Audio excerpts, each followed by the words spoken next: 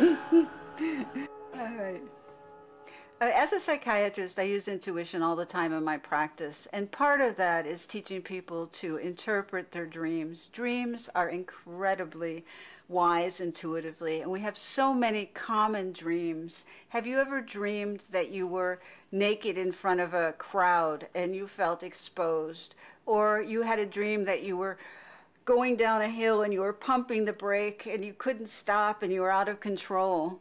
Or another dream is that you're being chased by a malevolent pursuer and they're chasing you along a mountaintop and you can't get away. What do these dreams mean? Are they meant to torment you or are they meant to help you? Now, my view is that these dreams are meant to help you in terms of dealing with material in yourself so that you can become freer.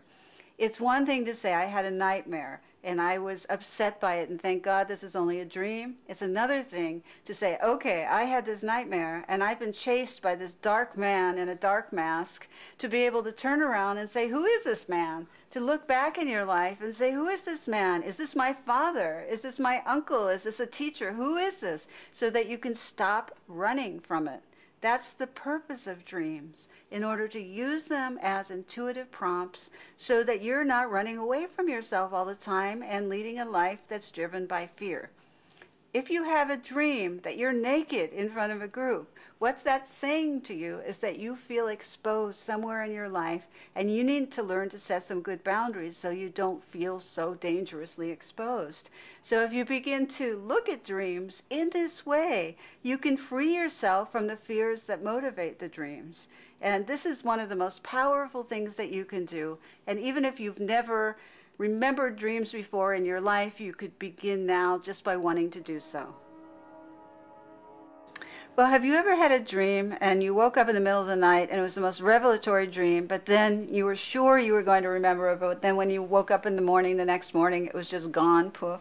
Well, that's what happens because our intuitive memory is very different than our linear mind. So the way to remember dreams, and this is really foolproof, you get a dream journal, you put it by your bed, and this is a dream journal where you only write your dreams. You don't write down notes, you don't write down appointments, only your dreams. It's a sacred book.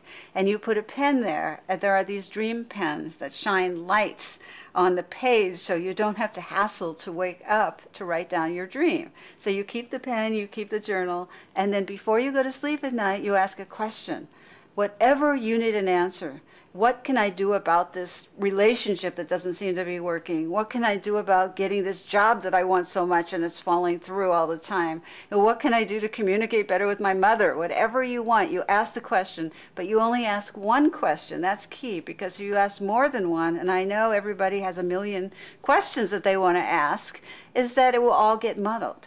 So if you ask one question before you go to sleep, you relax, you have a beautiful night's sleep, and you wake up. In the morning, you do not talk to anyone, immediately write down your dream in the journal, and you see how the answer relates to the question.